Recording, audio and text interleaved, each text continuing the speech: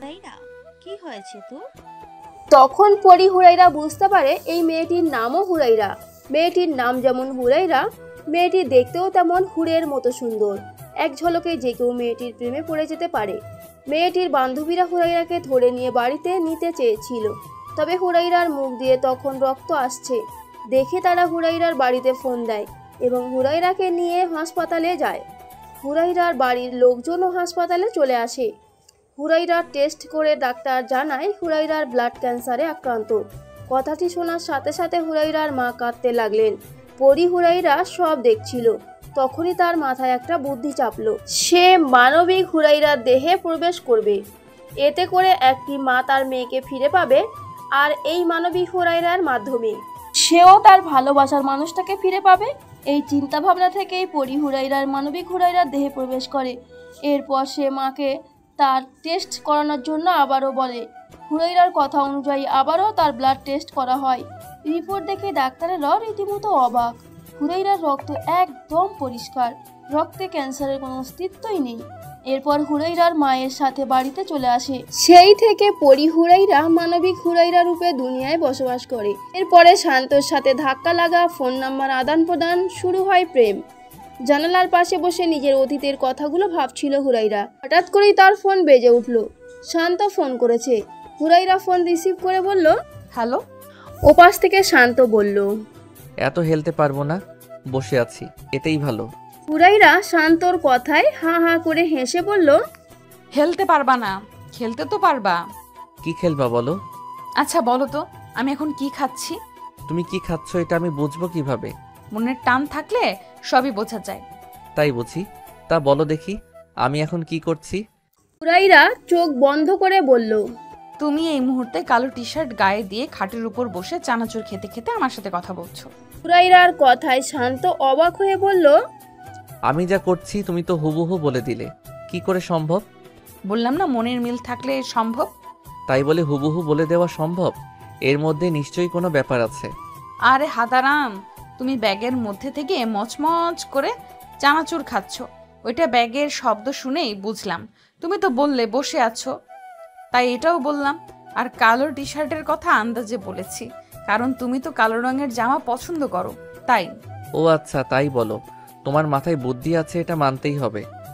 বুদ্ধি আছে বলেই তো তুমি আমার আছো, তা না হলে তো কার হয়ে যেতে। তা অবশ্য ঠিক বলেছ। আচ্ছা শোনো, এখন ফোনটা রাখছি, শিমুল ডাকছে। আচ্ছা ঠিক আছে।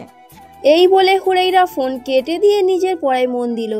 চাইলে সে অলৌকিক ক্ষমতা ব্যবহার করে পরীক্ষায় পাশ করতে পারে, তবে এটা পরিলোকের রানীর নিষেধ, কারণ এটা এক ধরনের প্রতারণা। তাই হুরাইরা মানুষের মতো পরিশ্রম করে পড়াশোনা করছে।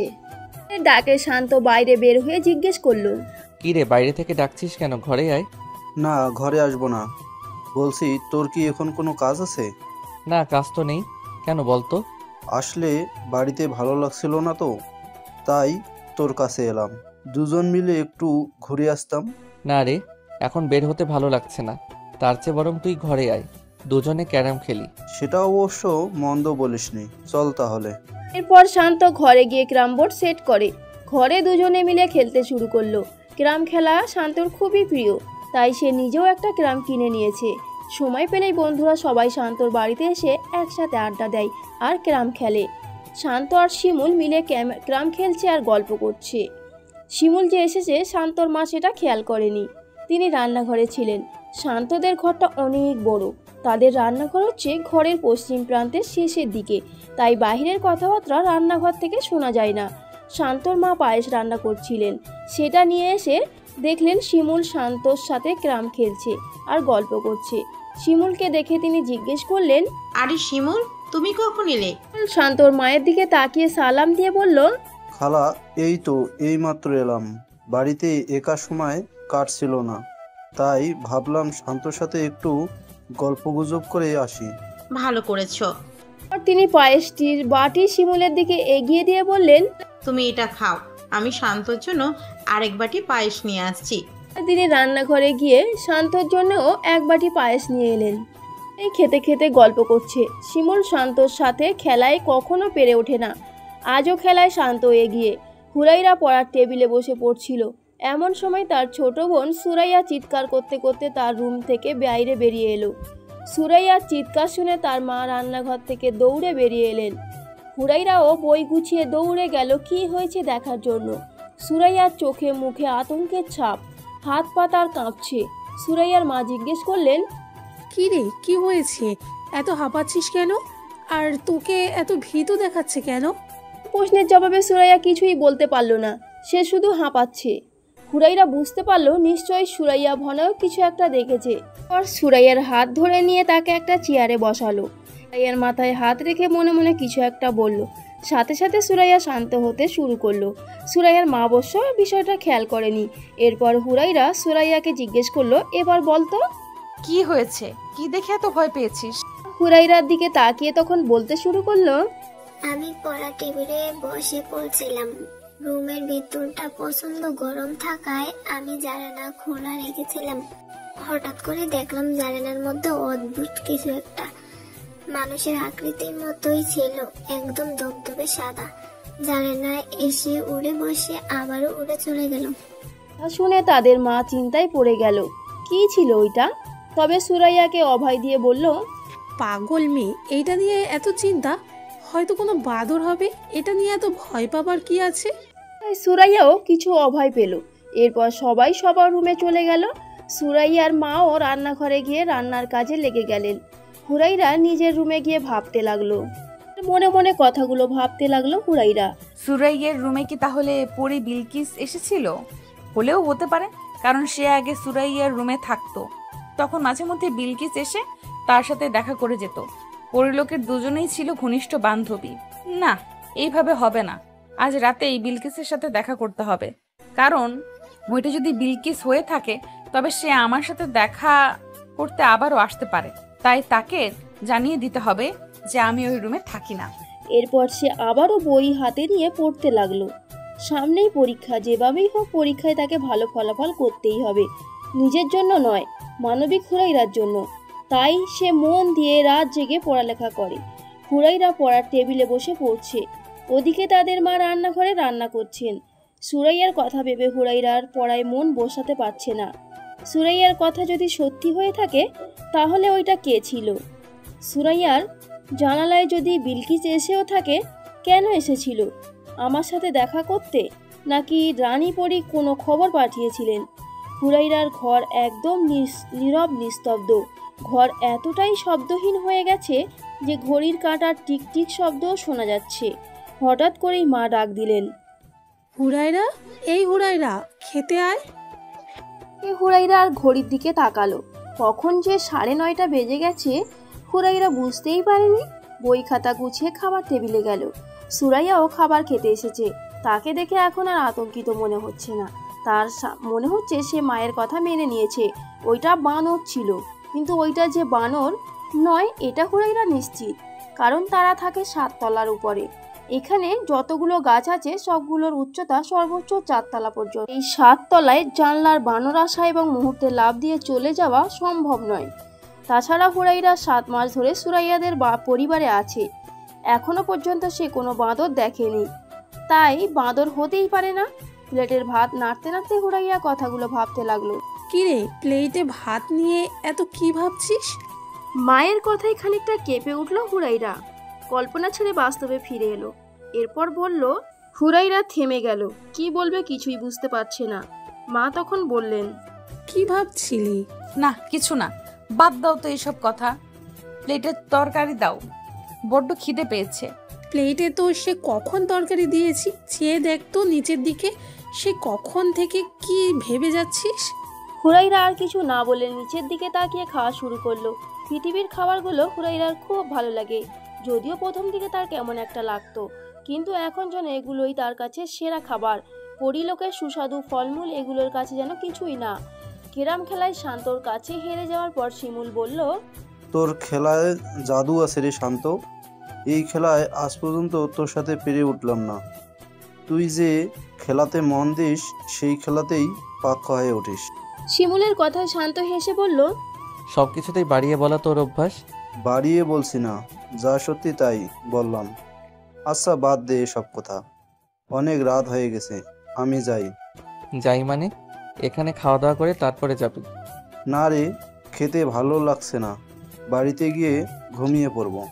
তাদের কথার মাঝখানে হঠাৎ করেই শান্তর মা এসে বললেন, কি বলছো শিমুল? আমাদের বাড়িতে এসেছো আর না খেয়ে চলে যাবে? এইটা কখনো হয়? আজকে গরুর কলিজা ভুনা করেছি, তুমি বসো, খেয়ে যাবে। চলে গেলে কিন্তু রাগ করব। গরুর কলিজা ভুনার কথা শুনে শিমুলের জিভে জল চলে এলো। মনে মনে বলল, কি মজার খাবারের কথা শোনাইল খালা, আজকে তো না খেয়ে যাব না। তবে মুখে বলল, না খালা, পেটটা যেন কেমন করছে, কালকে না হয় খাবো। এই বলে শিমুল বের হতে লাগলো। শান্ত শিমুলকে ডাকতে চেয়েছিল, তবে মা তাকে চোখ দিয়ে ইশারা করে ডাকতে মানা করলেন, কারণ তিনি জানেন কলিজা ভুনা শিমুলের প্রিয়। কলিজা ভুনার কথা শুনে না খেয়ে যাবে এটা হতেই পারে না। শিমুল হেঁটে হেঁটে রুম থেকে বের হতে যাচ্ছে আর ভাবছে কি হলো। আন্টি, আমাকে থামাচ্ছেন না কেন? অবশেষে রুম থেকে বের হতে হয়েও বের হলো না সে। দরজার পাশে গিয়ে থেমে আবারও ফিরে এলো। আন্টি আর খাওয়ার কথা বলছে না যে? তার মানে আপনারা আমার উপর রাগ করছেন? ওকে বাদ দেন, আমি আজ খেয়েই যাব। শিমুলের কথা শুনে শান্তর মা আর শান্ত মুখ টিপে হাসতে লাগলেন। এরপর শান্তর মা বললেন, আচ্ছা, তোমরা বসে গল্প করো, আমি গিয়ে ভাত রেডি করি। এই বলে শান্তর মা আবার রান্নাঘরে চলে গেলেন। শিমুল আর শান্ত মিলে মোবাইলে নাটক দেখতে শুরু করলো। কিছুক্ষণ পরেই শান্তর মা খাবার রেডি করে তাদেরকে ডাক দিলেন। শান্ত আর শিমুল দুজনেই ডাইনিং টেবিলে চলে গেল। এরপর খাওয়া দাওয়া শেষ করে শিমুল তাদের কাছ থেকে বিদায় নিয়ে নিজের বাড়ির উদ্দেশ্যে রওনা হলো। রাতে খাওয়া দাওয়া শেষ করে হুরাইরা আবার পড়তে বসে পড়ল। ঘড়িতে তখন রাত 10:30। সে পড়ছে আর একটু পর পর ঘড়ির দিকে তাকাচ্ছে, অপেক্ষা করছে সবাই ঘুমানোর। আস্তে আস্তে সে কলেজের স্যারের সকল পড়া রেডি করলো। ঘড়ির কাঁটায় তখন রাত 12টা। চারিদিক নিস্তব্ধ নীরবতা, ঘরের সবাই ঘুমিয়ে পড়েছে। হুরাইরা নিজের রুমের দরজা ভেতর থেকে বন্ধ করে দিল। এরপর সে তার পার্সোনাল ড্রয়ার থেকে ফাইরা নামক একটি জাদুযন্ত্র বের করলো। পরীরা এই যন্ত্রটিকে একে অন্যের সাথে যোগাযোগের জন্য ব্যবহার করে। হুরাইরা যখন মানুষের বেশে প্রথম পৃথিবীতে এসেছিল, তখন মানুষের হাতে ফোন দেখে বেশ অবাক হয়েছিল। মানুষও আজকাল জাদু শিখে গেছে, তারা দূর থেকে একে অপরের সাথে কথা বলতে পারে। পরীরা যেমন দূর থেকে একজন আরেকজনকে দেখার জন্য জাদুর আয়না ব্যবহার করে, মানুষরাও তেমনি ওই বিশেষ যন্ত্র দিয়ে দূর থেকে একজন আরেকজনকে দেখতে পারে, কথা বলতে পারে। তবে পার্থক্য এক জায়গায়, পরীদের এইসব যন্ত্র না চার্জ দিতে হয়, না টাকা নামক ওই কাগজের পাতা খরচ করতে হয়। কিন্তু মানুষের এই যন্ত্রগুলো প্রতিদিন চার্জ দিতে হয় আর রিচার্জও করতে হয়। ফাইরা হাতে নিয়ে হুরাইরা বিলকিসকে ডাকতে শুরু করলো। বিলকিস, আমি হুরায়রা, তুমি শুনছো? পরিলোক থেকে বিলকিস বলল, হ্যাঁ হুরায়রা, বল, শুনছি। তুমি একবার পৃথিবীতে আসো, দরকার আছে। তবে আগের রুমে নয়, আমি জানলা খুলে জানলার পাশে দাঁড়াচ্ছি। তুমি যে জানলার আলো জ্বলতে দেখবে সেই জানলায় আসবে। আচ্ছা ঠিক আছে। হুরাইরা তার বিশেষ যন্ত্রটি আবারও পার্সোনাল ড্রয়ারে রেখে তালা দিয়ে দিল। রুমের জানালা খুলে রুমের পাশে দাঁড়িয়ে রইল হুরাইরা। মেঘমুক্ত রাতের আকাশে ঝলমল করছে তারারা, হালকা বাতাস বইছে চারিদিকে। কিছুক্ষণ পর বিলকিস এসে হাজির হলো। হুরাইরাকে বলল, কি রে, কি খবর তোর? তুই রুম পাল্টেছিস, আমাকে বলবি না? তোর সাথে দেখা করার জন্য এসেছিলাম। ওই রুমে দেখলাম অন্য কেউ আছে, তুই না ডাকলেও আমি আবার আসতাম। ভালোই করেছিস ডেকেছিস, না হলে তো ওই রুমে গিয়ে তোকে খুঁজতাম। বিলকিসের কথা শুনে হুরাইরা বলল, আসলে আমি তোকে এজন্যই ডেকেছিলাম। তুই যখন এসেছিলি তখন সুরাইয়া ওর রুমেই বসে পড়ছিল। তোকে দেখে তো সে ভয়ে একদম শেষ। অনেক কষ্টে তার ভয় দূর করে জানতে পারলাম সে নাকি জানলায় অদ্ভুত কিছু দেখেছে। আমি মনে মনে ভেবেছিলাম ওইটা তুই। সুরাইয়াকে কি বলে বুঝালি? আমি না, মা বুঝিয়েছে। মা বলেছেন ওইটা কোনো বাদর হবে হয়তো, না হলে হয়তো, আসলে হয়তো না, ওইটা তো বাদরই ছিল, তবে বাদরটা পরিপালকের। কি, আমি বাদর? এইদিকে আয়, কিল ঘুষি দিয়ে আর তোরে করে দিই আদর। বিলকিসের কথাই হুরাইরা হা হা করে হেসে বলল, তুই পারিসও বটে বিলকিস। আচ্ছা বাদ দে এখন, বল তোর কি খবর? এই তো আছি রে, ভালোই আছি। এই পৃথিবীর এত ঝুট ঝামেলায় ভালো আছিস কি করে? অভ্যাস হয়ে গেছে। পৃথিবীর জীবনটা আসলে বড়ই অদ্ভুত। হাসি কান্না সব মিলে যেন এখনের জীবনগুলো নানা রঙে রঙিন। আর তোর সেই প্রেমিক পুরুষের কি খবর? ভালো তো, তার সাথে প্রতিদিন কলেজে যাই, ঘুরে বেড়াই। তাই তো বলি, বান্ধবী আমাকে বললো কেন? ভুলিনি রে, আসলে অনেক ব্যস্ততায় সময় পার করছি তো তাই। আচ্ছা, তুই ভালো থাক, তাহলে আমি এখন যাই, কাল কথা হবে। আচ্ছা ঠিক আছে, ভালো থাকিস, আল্লাহ হাফেজ। এই বলে বিলকিস হুরাইরার কাছ থেকে বিদায় নিল। বিলকিস চলে যাওয়ার পর হুরাইরাও শুয়ে পড়ল।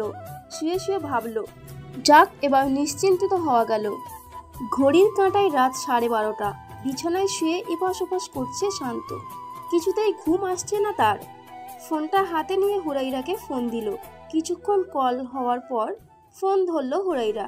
একটু ভারী কণ্ঠে হুরাইরা বলল, হ্যালো। কি ব্যাপার, ঘুমাওনি এখনো?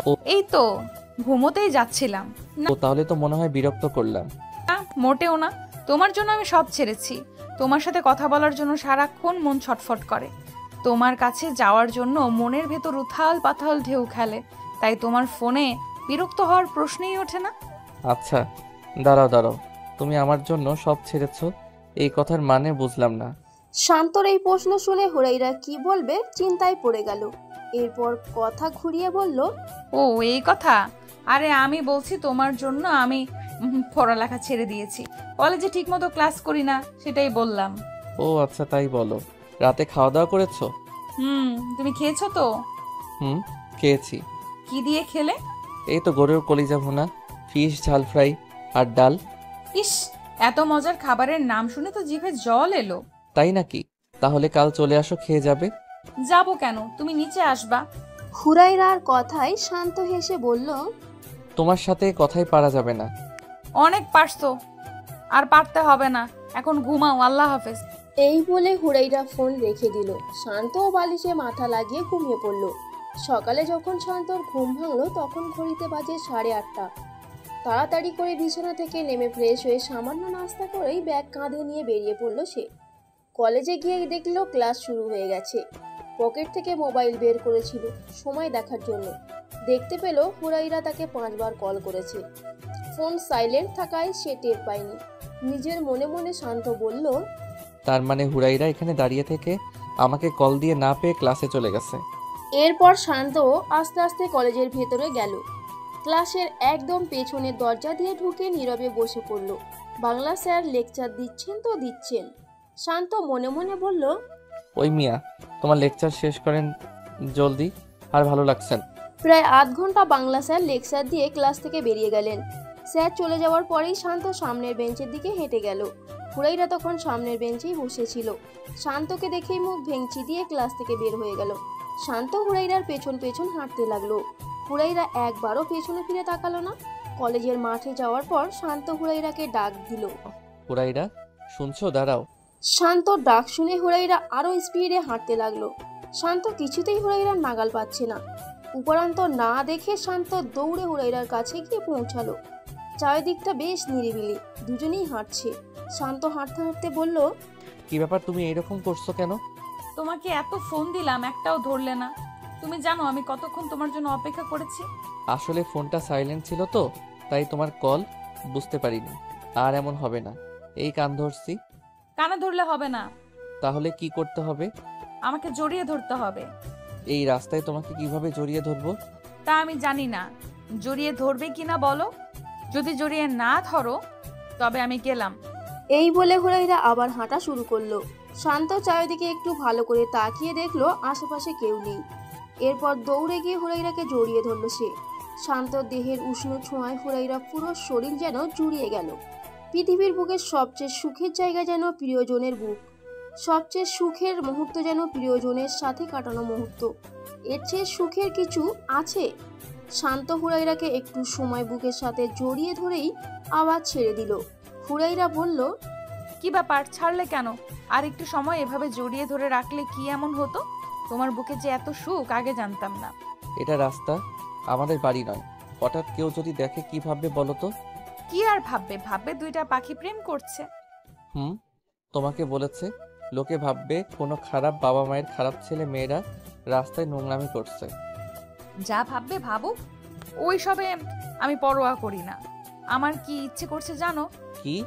আমার ইচ্ছে করছে তোমার ওই শীতল বুকে মাথা রেখে সারাটা জীবন কাটিয়ে দেই। সেই সময় খুব শীঘ্রই আসবে। সামনের মাসেই বাবা আসছেন। এলেই আমাদের বিয়ে। তারপর তুমি আর আমি মিলে হাসবো, খেলবো। তুমি তো সেই 2 বছর আগেও বলেছিলেন তোমার বাবার সামনের মাসে আসছেন। আসেননি তো, এবারেও কি আসবেন? আসলে বাবার ভিসা জটিলতায় সেই সময় আসতে পারেননি। ভিসার মেয়াদ শেষ হয়ে গিয়েছিল, সেটা রিনিউ করতে গিয়েই এত দেরি হলো। আচ্ছা ঠিক আছে, এবার বাড়ি চলো। এরপর দুজনই হাত ধরে হাঁটতে লাগলো। চলতে চলতে শান্ত বলল, এই পথ যদি কখনো না ফুরাই, যদি এভাবে চলতে থাকি সারাটা জীবন। আমার কবি নাই, নাই রং তুলি, তবু আঁকেন মনের ছবি। ছন্দে ছন্দে কথা বললে তুমি আর কবি উপাধি আমার। তোমার মনের লেখা কবিতা আমি পড়লাম। তুমি বুঝি মন পড়তে পারো?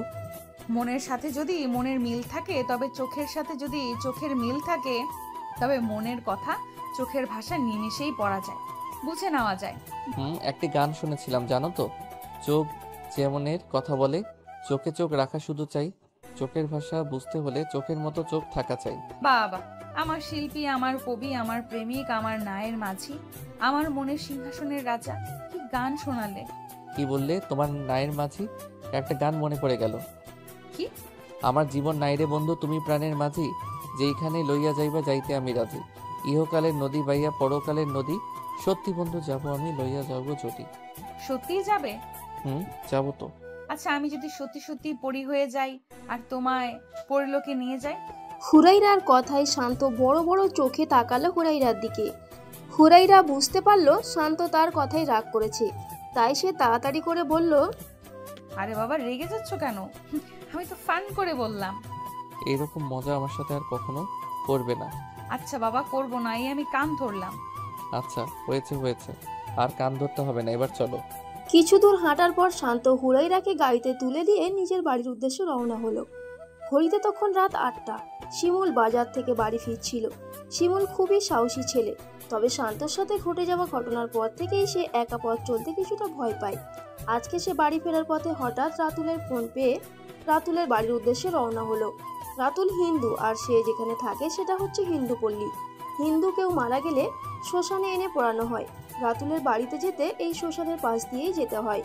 রাতুলের বাড়িতে যাওয়ার পর রাতুল তাকে বলল সে বাড়িতে একা, তাই তার সাথে গল্প করার জন্য তাকে ফোন দিয়েছে। শিমুল মনে মনে বলল, তুমি আর সময় পেলে না? তবে মুখে বলল, ভালোই করেছিস। এরপর দুজনে বসে গল্প গুজব করলো। প্রায় 1 ঘন্টা পর রাতুলের বাবা মা বাড়িতে ফিরলেন। তারা নাকি পাশের গ্রামের এক বাড়িতে বিয়ের দাওয়াতে গিয়েছিলেন। শিমুলকে দেখে রাতুলের মা বললেন, আরে শিমুল যে, কখন এলে?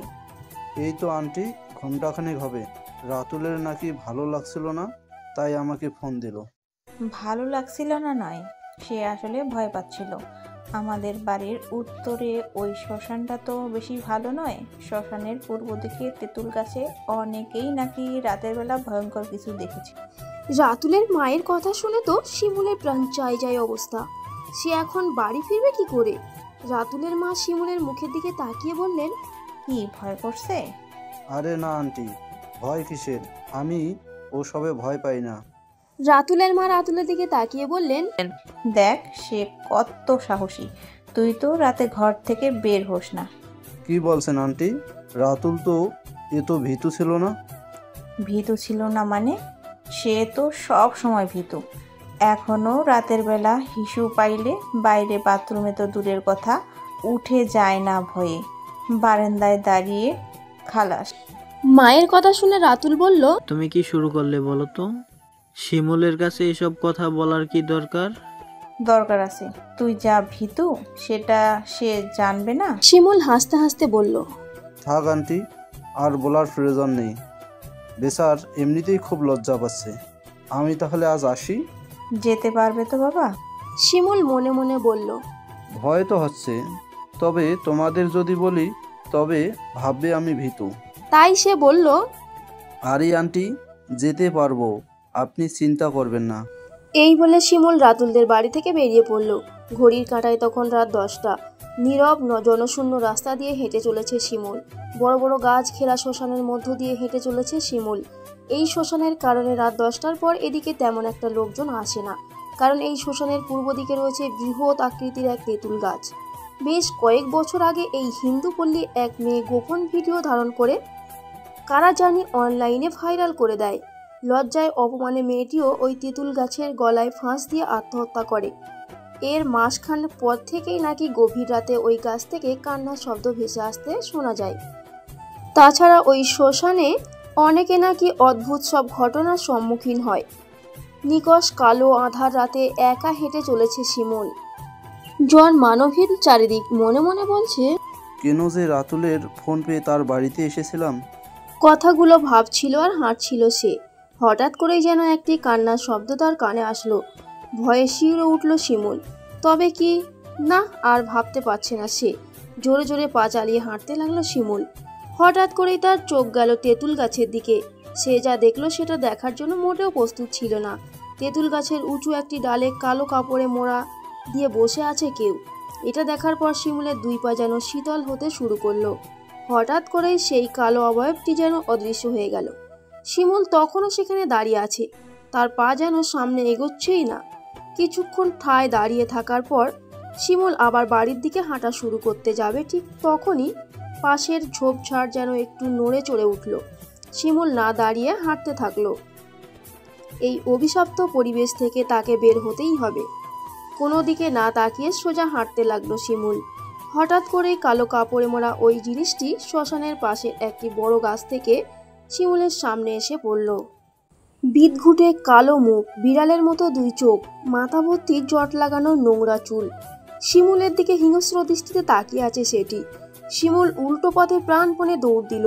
রাতুলের বাড়ির সামনে উঠোনে গিয়ে চিৎকার করে অজ্ঞান হয়ে পড়ে গেল সে। রাতুলের মা তখন ঘুমানোর প্রস্তুতি নিচ্ছিলেন। শিমুলের গলার আওয়াজ পেয়ে তিনি বাইরে বের হয়ে এসে দেখলেন শিমুল বাহিরে অজ্ঞান হয়ে পড়ে আছে। তিনি রাতুলের বাবাকে ডাক দিলেন। এরপর তাকে ধরে ঘরে নিয়ে গিয়ে বিছানায় শুইয়ে দিলেন। ঘড়ির কাঁটায় রাত 11:30। শিমুলের মা জেগে আছেন। শিমুল এখনো বাসায় ফেরেনি। সাধারণত সে রাত 10টার মধ্যেই বাড়ি ফেরে। যদি কখনো কোনো বন্ধুর বাড়িতে রাতে থেকে যায় তবে ফোন করে জানিয়ে দেয়। আজ তো ফোন করেনি। তার মনের ভেতর কেমন একটা আশঙ্কা কাজ করছে। ফোনটা হাতে নিয়ে তিনি শিমুলের নাম্বারে কল করলেন। ওপাশ থেকে একজন মহিলা ফোন রিসিভ করলেন। শিমুলের মা বললেন, আপনি কে? শিমুল কোথায়? ভাবি, আমি রাতুলের মা। ও আচ্ছা ভাবি, শিমুল কই? রাতুলের মা ভাবলেন এখন যদি শিমুলের এই অবস্থার কথা বলি তবে হয়তো তিনি চিন্তা করবেন। তাই তিনি বললেন, ভাবি, শিমুল আমাদের বাড়িতে আছে। মোবাইল আমার রুমে চার্জে বসানো আছে, আপনি কোনো চিন্তা করবেন না। এই বলে তিনি ফোন রেখে দিলেন। রাতুলের মা ফোন রেখে দেওয়ার পরেও শিমুলের মার কেন জানি নিশ্চিন্ত হতে পারলেন না। শিমুলের ফোন যদি চার্জে বসাতেই হয় তবে সে তো রাতুলের রুমে চার্জে লাগাতে পারে। রাতুলের মায়ের ঘরে ফোন কেন চার্জে? তার বুকের ধুকধুকনি যেন আরও বেড়ে গেল। পুরো একটি নির্ঘুম রাত কাটালো চিন্তায় আর ভয়ে। মসজিদের মিনার হতে ভেসে এলো আজানের ধ্বনি, আসসালাতু খয়রুম মিনান নাও। ঘুম হইতে নামাজ উত্তম। শিমুলের মা বিছানা ছেড়ে উঠে অজু করে ফজরের 4 রাকাত নামাজ আদায় করলেন। এরপর রান্নাঘরে চা বসিয়ে শিমুলের ছোট ভাই জাহিদকে ডেকে তুললেন। শিমুলদের বাড়িতে সকাল সন্ধ্যা চা খাওয়ার একটি অভ্যাস আছে, কারণ শিমুলের মা মূলত সিলেটের বাসিন্দা ছিলেন। তাই সিলেটের সেই সকাল সন্ধ্যে চা খাওয়ার অভ্যাস তার এখনও আছে। মায়ের সাথে সাথে শিমুলের আর জাহিদেরও সেই অভ্যাসে অভ্যস্ত হয়ে গেছে। জাহিদ ঘুম থেকে উঠে বলল, কি হলো মা, এত সকাল সকাল ডাকছো কেন? ওঠ তাড়াতাড়ি, পরে বলবো। জাহিদ আর কিছু না বলে বিছানা ছেড়ে উঠে গিয়ে ফ্রেশ হয়ে এলো। মা তাকে 1 কাপ চা দিয়ে নিজেও 1 কাপ চা খেলেন। এরপর বললেন, কাপড় পরে নি, এক জায়গায় যেতে হবে।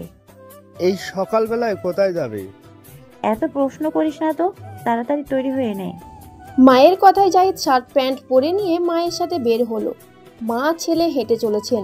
হাঁটতে হাঁটতে জাহিদ মাকে বলল, মা কোথায় যাচ্ছি বলবে তো? রাতুলের বাড়িতে। এই সকালবেলায় রাতুলের বাড়িতে কেন? উফ, তুই বড় বেশি প্রশ্ন করিস। এত কথা না বলে তাড়াতাড়ি ভাগ। জাহিদ আর কোনো কথা না বলে মায়ের সাথে হাঁটতে লাগলো। ঘড়ির কাঁটায় তখন সকাল 8টা। শিমুলের ছোট ভাই জাহিদ আর তার মা রাতুলের বাড়িতে গিয়ে পৌঁছালেন। রাতুলের মা শিমুলের মাকে দেখে বললেন, আরে ভাবি, এত সকাল সকাল আপনি? কি বলবো ভাবি, ছেলের চিন্তায় রাতে ঘুমাতে পারিনি। মায়ের মন তো ভাবি, তাই কিছু না বললেও বুঝে যায়। এই কথার মানে কি ভাবি? তাহলে কি শিমুলের কিছু হয়েছে? ভয় পাবেন না ভাবি, শিমুলের তেমন কিছু হয়নি। এরপর রাতুলের মা শিমুলের মাকে রাতের সব ঘটনা খুলে বললেন। রাতুলের মায়ের কাছে সব শুনে শিমুলের মা রাতুলের মায়ের সাথে ঘরের ভেতরে গেলেন। শিমুল তখন গভীর ঘুমে। শিমুলের মা তার সীতানের পাশে গিয়ে বসে মাথায় হাত বুলিয়ে আস্তে আস্তে ডাকলেন, শিমুল, এই শিমুল, উঠ বাবা। মায়ের ডাকে শিমুল চোখ খুলে তাকালো। উঠে বসার শক্তিটুকু নেই, পুরো শরীর জুড়ে ব্যথা। কোনো রকমে মায়ের হাত ধরে উঠে বসলো। রাতুলের মা শিমুলের মায়ের জন্য চা নিয়ে এলেন।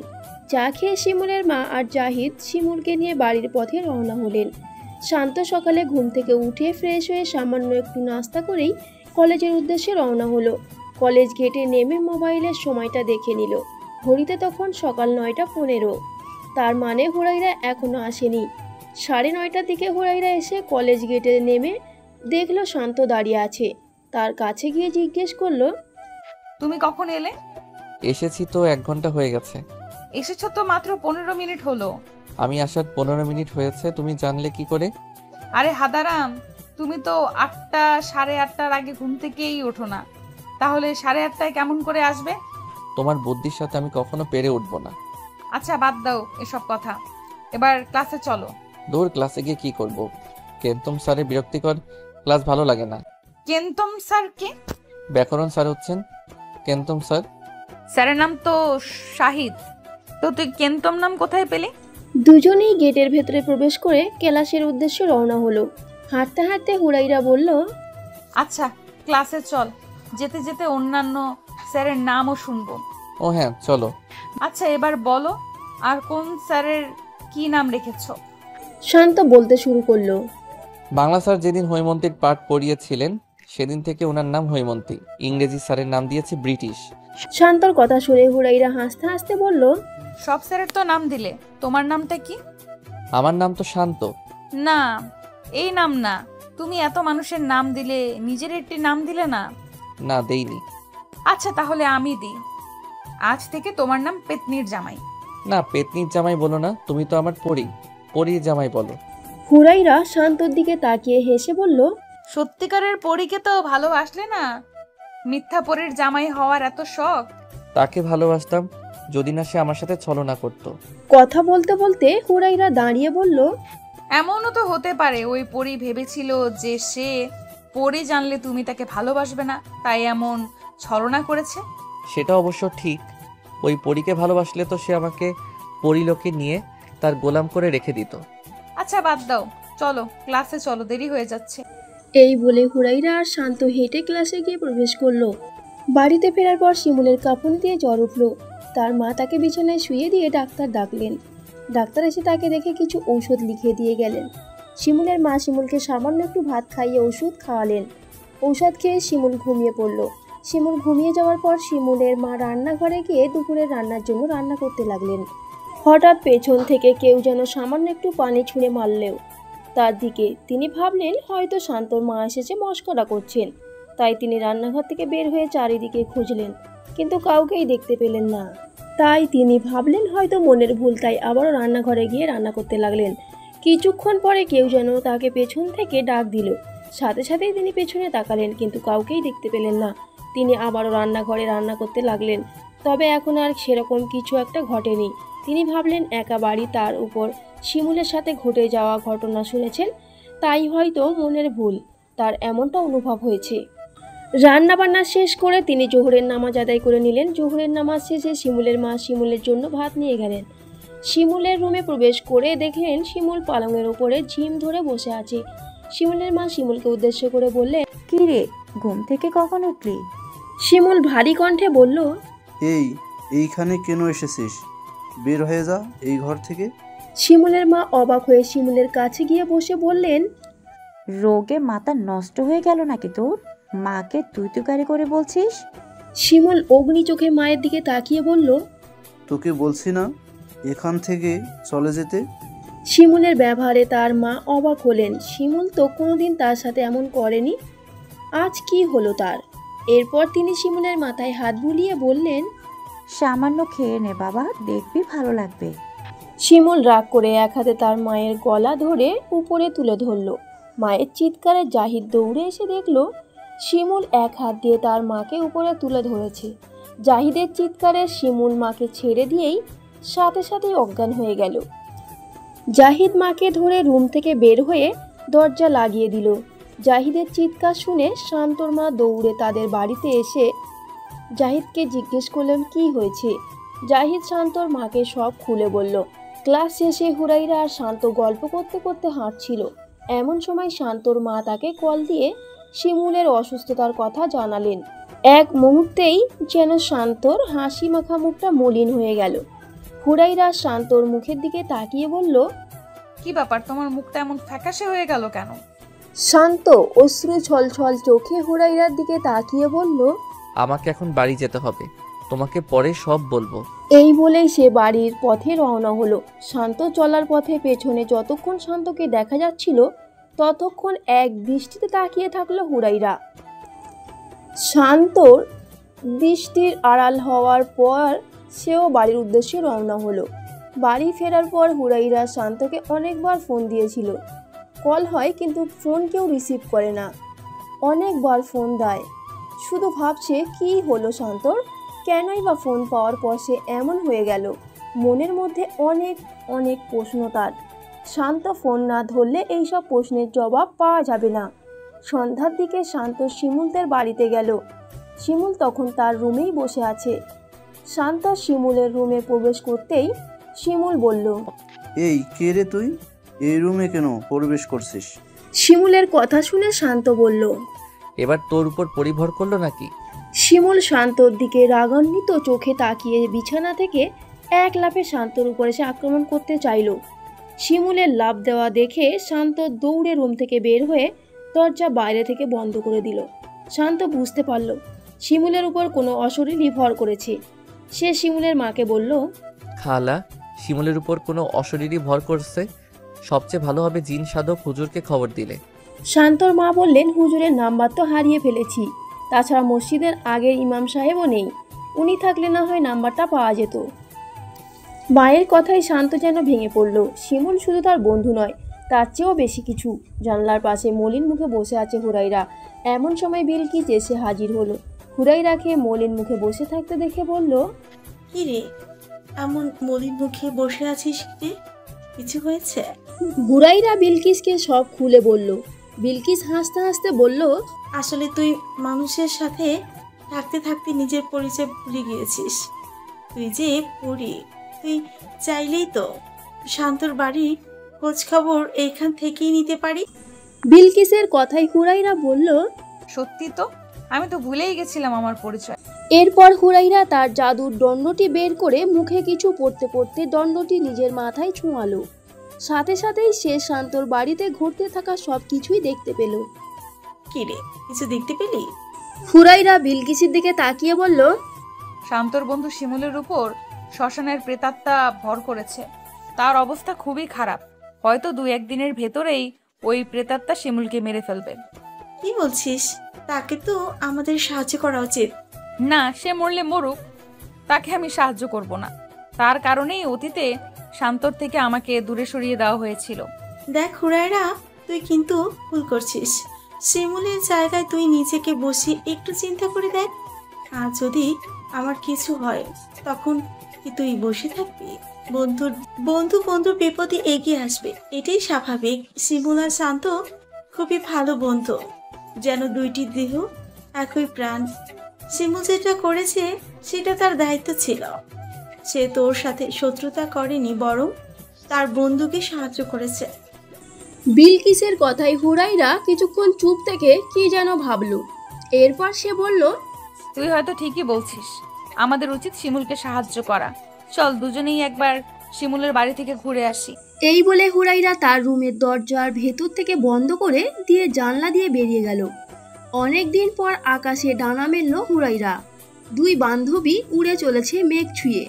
অল্প কিছুক্ষণের মধ্যেই তারা দুজন শিমুলের বাড়িতে পৌঁছে গেল। চুপি চুপি তারা দুজন মিলে শিমুলের রুমে প্রবেশ করে যা দেখলো তা নিজেদের চোখকে বিশ্বাস করতে পারল না। শিমুলের পালঙের উপর বসে আছে শ্মশানের পিশাচ। কালো দেহ, লম্বা চুল, বড় দুইটি কান, হাতের আঙুলের নখ লম্বা, নাকটা স্বাভাবিকের চেয়ে 1 ইঞ্চি লম্বা, বড় বড় শীতল দুইটি চোখ। শিমুলকে লুকিয়ে দেখে দুজনেই আবারও বেরিয়ে পড়ল। এরপর আবারও খোলা আকাশে ডানা মেলল দুইজন। উঠতে উঠতে বিলকিস হুরাইরাকে বলল, কিরে শিমুলকে দেখে কি বুঝলি? আর কি বুঝবো, তার উপর শ্মশানের প্রেতাত্মা ভর করেছে, এটাই তো। এটা যেমন তেমন প্রেতাত্মা নয়, এটা পিশাচ প্রেত। এরা খুবই ক্ষমতাশীল হয়। এদের মোকাবেলা একমাত্র ক্ষমতাশীল জিন কিংবা কোনো ভালো হুজুর করতে পারবেন। তাহলে আমরা কি করব এখন? জিন সাধক হুজুর তো শুনেছিলাম খুবই ক্ষমতাশীল, ওনার সাহায্য নিলে কেমন হয়? এমনিতে তারাও তো জিন সাধক হুজুরের সাথে যোগাযোগ করার চেষ্টা করছে। কথা বলতে বলতে দুজনেই আবার হুরাইরার বাড়িতে গিয়ে পৌঁছালো। সেখানে পৌঁছানোর পর হুরাইরা বলল, জিন সাধক হুজুরের সাথে আমরা কথা বলতে গেলে সমস্যা হতে পারে। তাহলে কিভাবে যোগাযোগ করবি? শোন, পরি রুকাইয়ার সাথে জিন আয়দারুসের খুবই ভালো বন্ধুত্ব, আর জিন আয়দারুস জিন সাধক হুজুরের সাথেই থাকে। তাই আমার মনে হয় তুই বরং পরিলোকে গিয়ে রুকাইয়ার সাথে কথা বলে দেখ কি হয়। ঠিকই বলেছিস, আমি তাহলে যাই। বেশি সময় নষ্ট করা যাবে না, যা করার কাল সূর্যাস্তের আগেই করতে হবে।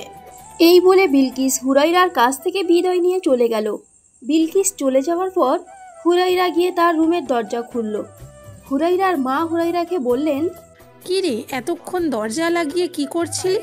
কতবার যে তোকে ডাকলাম। না মানে পড়তে বসেছিলাম, পড়তে পড়তে কখন যে ঘুমিয়ে পড়লাম টেরই পাইনি। আচ্ছা, আর কিছু বলতে হবে না, এইবার বইপত্র গুছিয়ে তাড়াতাড়ি আয়। কোথায় আসবো? কোথায় আসবো মানে? কয়টা বাজে দেখেছিস? রাত 10টা হতে চললো। খাবি না? হুরাইরা ঘড়ির দিকে তাকিয়ে বলল, কখন যে 10টা হয়ে গেছে বুঝতেই পারিনি। এই বলে হুরাইরা রুম থেকে বের হয়ে ফ্রেশ হয়ে খাবার টেবিলে গিয়ে বসলো। সন্ধ্যার পর থেকেই শিমুলের পাগলামি আরও বেড়ে গেল। কাউকে দেখলেই তাকে মারার জন্য তেড়ে আসছে। সুন্দর চেহারা একদম কালো হয়ে গেছে, চোখের নিচে কালো ছাপ পড়েছে। জিন সাধক হুজুরের সাথে যোগাযোগ করার কোনো উপায়ও পাওয়া যাচ্ছে না। শান্তর মায়ের আগের ফোনে জিন সাধক হুজুরের নাম্বার ছিল, ওই মোবাইলটি নষ্ট হওয়ার কারণে ওনার নাম্বারও খুঁজে পাওয়া যাচ্ছে না। শিমুলের মায়ের মুখের দিকে তাকানো যাচ্ছে না। ছেলের চিন্তায় চেহারা একদম ফ্যাকাশে হয়ে গেছে। কি করবেন, কার কাছে যাবেন, কিছুই বুঝতে পারছেন না। মাগরিবের নামাজের পর 2 রাকাত নফল নামাজ পড়লেন ছেলের জন্য, আর আল্লাহর কাছে দোয়া করেছেন। ছেলের ভালো মন্দ সব আল্লাহর উপরে ছেড়ে দিয়েছেন। শান্তর মা শিমুলের মায়ের পাশে গিয়ে বললেন, চিন্তা করবেন না ভাবি, দেখবেন আপনার ডাক আল্লাহ শুনবেন। সন্তানের জন্য মা বাবার দোয়া বৃথা যায় না, আপনার দোয়াও বৃথা যাবে না।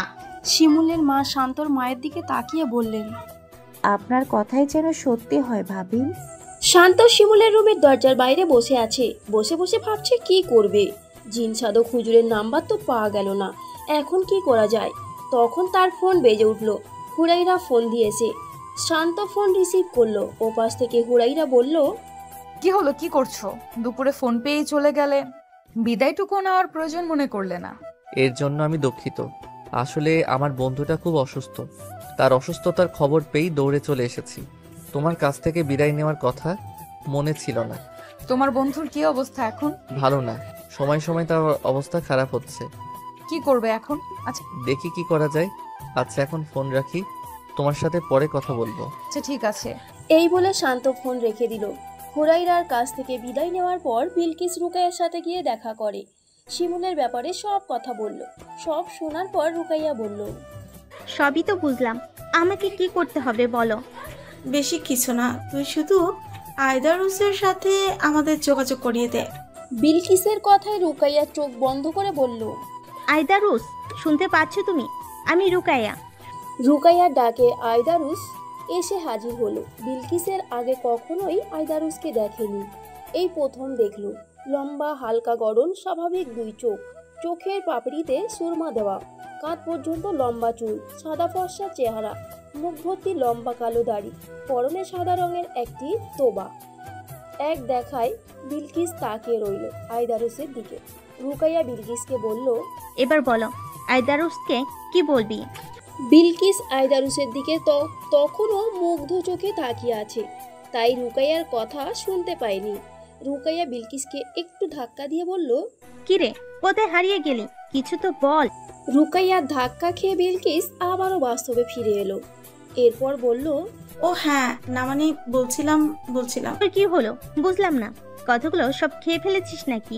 বাদ দে, তোকে কিছু বলতে হবে না, আমি বলছি। এরপর রুকাইয়া আইদারুসকে বলল, শোন আইদারুস, আজ থেকে প্রায় 3 বছর আগে হুরাইয়া যে ছেলেকে লিবান গোলাপতে পরিলোকে আনতে চেয়েছিল, সেই ছেলেটির